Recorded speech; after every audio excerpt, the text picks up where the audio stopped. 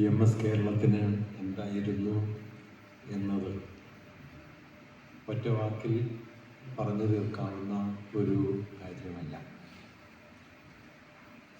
നവോത്ഥാന പ്രതിഭകളെക്കുറിച്ച് പറയുന്ന സമയത്ത് എംഗൽസ് അദ്ദേഹത്തിൻ്റെ പ്രസിദ്ധമായ കൃതികളിലൊന്നിൽ അവരുടെ സവിശേഷമായ ഒരു സ്വഭാവവിശേഷത്തെക്കുറിച്ച് പറയുന്നുണ്ട്. എംഗൽസ് എഴുതുന്നത് മനുഷ്യജീവിതവുമായി ബന്ധപ്പെട്ട നിരവധി മണ്ഡലങ്ങളോട് ചേർന്ന് പ്രവർത്തിക്കാത്തവരായി അവരിൽ ആരും തന്നെ ഉണ്ടായിരുന്നില്ല. നിർണായകമായ മുഹൂർത്തങ്ങളിൽ തങ്ങളുടെ തടിക്ക് കേടുപറ്റും എന്നതുകൊണ്ട് അഭിപ്രായങ്ങൾ പറയാതിരിക്കാൻ അവരാരും ശ്രമിച്ചിട്ടില്ല. മനുഷ്യജീവിതത്തെ പുതുക്കിപ്പണിയുക എന്ന ലക്ഷ്യത്തോടെ വിജ്ഞാനത്തെ ഒരു സമരമുഖമാക്കി മാറ്റുന്നതിന് സദാ ബദ്ധശ്രദ്ധരായ മനുഷ്യരായിരുന്നു അവർ. പ്രകൃതിയുടെ വൈവിധ്യാത്മകത എന്ന കൃതിയിൽ സാന്ദർഭികമായിട്ട് എംഗൽസ് പറഞ്ഞു പോകുന്ന ഒരു വിവരണമാണിത്. കുറെ കൂടുതലുണ്ട്, ഞാനത് മുഴുവൻ പറയാൻ മുതിരുന്നില്ല. ആ വിവരണത്തിലേക്കൊക്കെ ശ്രദ്ധിച്ചു നോക്കിയാൽ EMS പോലെ ഉള്ള ആളുകൾ ഏതാണ്ട് പൂർണ്ണമായി തന്നെ ആ വിശദീകരണങ്ങളോട് ചേർന്ന് നിൽക്കുന്ന മനുഷ്യരാണ് എന്ന് കാണാൻ കഴിയും. തൻ്റെ കാലത്തെ ഏറ്റവും ഊർജ്ജസ്വലനായ വിദ്യാർത്ഥികളിൽ ഒരാളായിരുന്നു അദ്ദേഹമെങ്കിലും വിദ്യാഭ്യാസം പൂർത്തിയാക്കാതെ ഡിഗ്രി പഠനത്തിനിടയിൽ വെച്ച് തന്നെ അദ്ദേഹം വിദ്യാഭ്യാസം ഉപേക്ഷിച്ച് ഉപ്പ് സത്യാഗ്രഹത്തിൽ നിയമലംഘന പ്രസ്ഥാനത്തിൽ പങ്കെടുക്കാനായി പോവുകയാണ് ചെയ്തത്.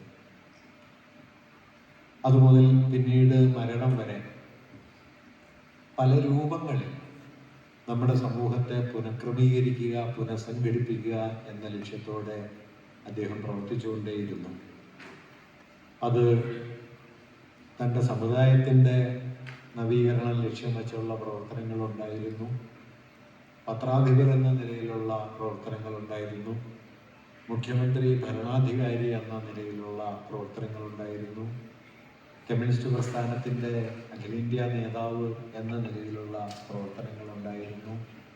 ഭാഷയെക്കുറിച്ച്, ചരിത്രത്തെക്കുറിച്ച് ഒക്കെയുള്ള വളരെ വലിയ ആലോചനകളുടെ മേഖലയിലും അദ്ദേഹം ഉണ്ടായിരുന്നു. സാഹിത്യ വിമർശകൻ, ചരിത്രകാരൻ, കലാചിന്തകൻ, ഭരണകർത്താവ്, പത്രാധിപർ എന്നിങ്ങനെ എത്രയോ മേഖലകളിലാണ് അദ്ദേഹം ഇടപെട്ടത്. ഇതെല്ലാം പരസ്പരം വ്യത്യസ്തങ്ങളായ പ്രവർത്തനങ്ങളാണ് എന്ന് അദ്ദേഹം കരുതിയിരുന്നുമില്ല. കാരണം ഈ പ്രവർത്തനങ്ങളെല്ലാം തന്നെ ഒരു ആധുനിക കേരളത്തെ രൂപപ്പെടുത്തുന്നതിന് ഉപയുക്തമായ നാനാതരത്തിലുള്ള പ്രവർത്തനങ്ങളുടെ വ്യത്യസ്ത മുഖങ്ങളാണ് എന്നല്ലാതെ അവ വേറിട്ട് നിൽക്കുന്ന പ്രവൃത്തികളാണ് എന്ന് അദ്ദേഹം കരുതിയിരുന്നില്ല. അക്കാലത്ത് പലരും കരുതിയിരുന്നില്ല. കേരളത്തിലെ മാധ്യമ പ്രവർത്തനങ്ങളുടെ ചരിത്രത്തിൽ EMS വലിയൊരു പേരുണ്ട് എന്ന് നമുക്കറിയാം. പ്രഭാതം പോലെ കേരളത്തിലെ സോഷ്യലിസ്റ്റ് പാർട്ടിയുടെ ആദ്യത്തെ പ്രധാന പത്രങ്ങളിലൊന്നിൻ്റെ പത്രാധിപരായി തുടങ്ങി കേരളത്തിലെ ഇടതുപക്ഷ പത്രപ്രവർത്തനത്തിലെ ഏറ്റവും വലിയ പേരുകളിലൊന്നായിട്ട് അദ്ദേഹം മാറിത്തീർന്നു.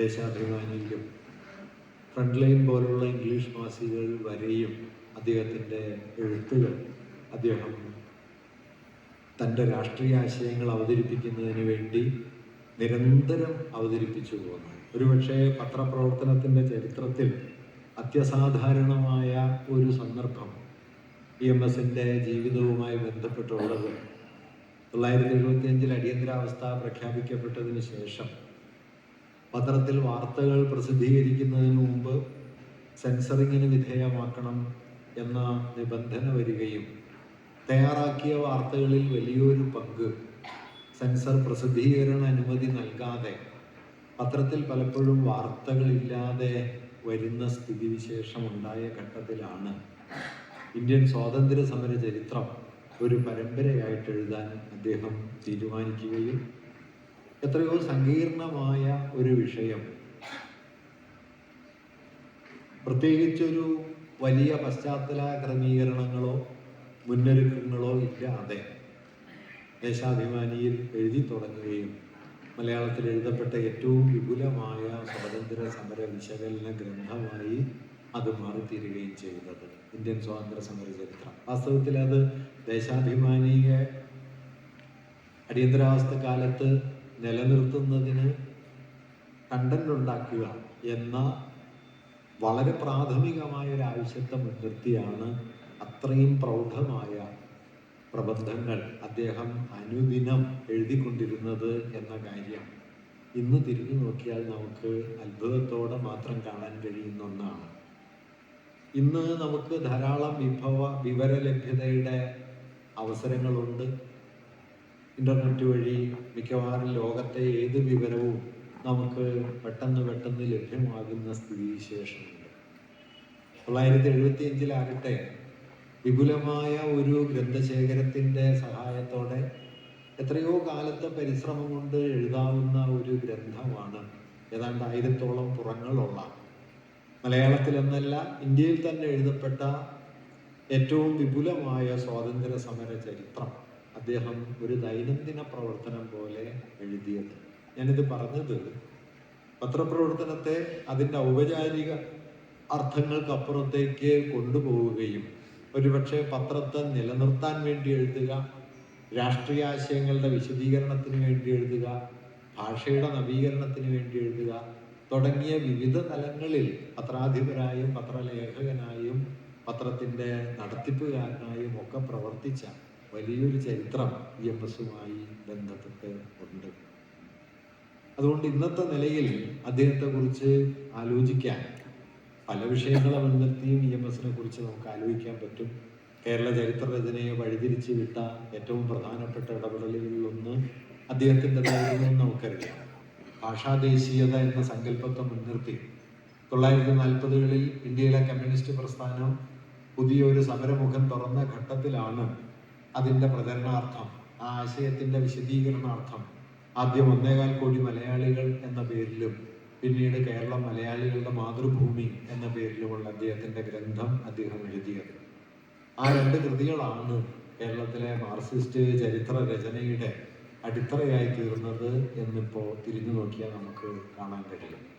അങ്ങനെ ഒരു ലഘുലേഖ, രാഷ്ട്രീയ പ്രചരണത്തിന് വേണ്ടി തയ്യാറാക്കുന്ന ഒരു ലഘുലേഖ പോലും അങ്ങനെ ആസന്നമായ അതിൻ്റെ ദൗത്യത്തെ മാത്രം മുൻനിർത്തിയല്ല, മറിച്ച് തൻ്റെ ഭാഷയുടെയും വിജ്ഞാനത്തിൻ്റെയും ആകമാനമുള്ള നവീകരണത്തിന് ഉതകുന്ന നിലയിൽ എഴുതി തയ്യാറാക്കാൻ ശ്രമിച്ച ദൈക്ഷണിക ജീവിതമായിരുന്നു EMSന്റെ.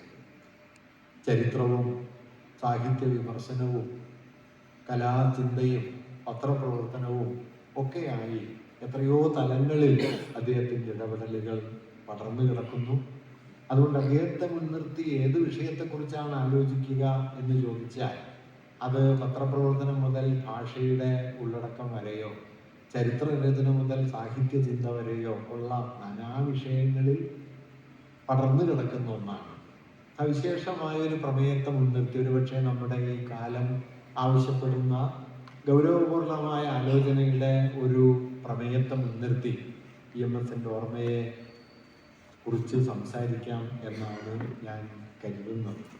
ഇന്നിവിടെ ഈ സംഭാഷണത്തിൻ്റെ വിഷയമായി നിർദ്ദേശിച്ചിട്ടുള്ളത് നിങ്ങൾക്കറിയുന്നത് പോലെ മാധ്യമങ്ങളുടെ ശക്തിയും ദൗർബല്യവും നമ്മുടെ കാലത്ത് എന്നതാണ്. മാധ്യമങ്ങൾ എന്നത് നമുക്കൊക്കെ അറിയുന്നത് പോലെ ആധുനിക സമൂഹവുമായി ബന്ധപ്പെട്ട് നിലവിൽ വന്ന ഒരു സവിശേഷ മേഖലയാണ്. മാധ്യമമെന്ന സാമാന്യർത്ഥം ആശയവിനിമയത്തിൻ്റെ ഏത് ഉപാധിയെയും നമുക്ക് മാധ്യമം എന്ന് പറയാം. അതുകൊണ്ട് ഭാഷ രൂപപ്പെട്ട കാലം മുതലോ അല്ലെങ്കിൽ ആംഗ്യവിക്ഷേപങ്ങളിലൂടെ ആശയവിനിമയം നടത്തപ്പെട്ട കാലങ്ങളിൽ തന്നെയോ മാധ്യമങ്ങളുണ്ട് എന്ന് സാങ്കേതിക അർത്ഥത്തിൽ പറയാം. പക്ഷേ പൊതുവിൽ മാധ്യമങ്ങളെന്ന് നാം ഇന്ന് മനസ്സിലാക്കി വരുന്നത് ആശയവിനിമയത്തിൻ്റെ ഉപാധി എന്ന അർത്ഥത്തിൽ മാത്രമല്ല, മറിച്ച് 18-19 നൂറ്റാണ്ടുകളിലായിട്ട് വികസിച്ചു വന്നതും വ്യവസായവൽക്കരണം ഉയർത്തിക്കൊണ്ടുവന്ന യന്ത്രനാഗരികതയുടെ പശ്ചാത്തലത്തിൽ അച്ചടിയുടെ വൻതോതിലുള്ള വ്യാപനത്തോടെ ലോകമെമ്പാടും പതിയെ പതിയെ പടർന്നു പിടിച്ച വാർത്താമാധ്യമങ്ങളുടെയും പത്രങ്ങളുടെയും ഒക്കെ സന്ദർഭത്തെ മുൻനിർത്തിയാണ് നാം മാധ്യമ ലോകം എന്ന് പറയുന്നത്. ലളിതമായി പറഞ്ഞാൽ അച്ചടിയും പത്രമാസികകളും ചേർന്ന് ഉണ്ടാക്കിയ ആശയവിനിമയത്തിൻ്റെയും സാമൂഹിക ജീവിതത്തിൻ്റെയും പുതിയ ഒരു മണ്ഡലത്തെ സൂചിപ്പിക്കാനാണ് നാം പൊതുവെ മാധ്യമം എന്ന് ഇന്ന് ഉപയോഗിക്കുന്നത്.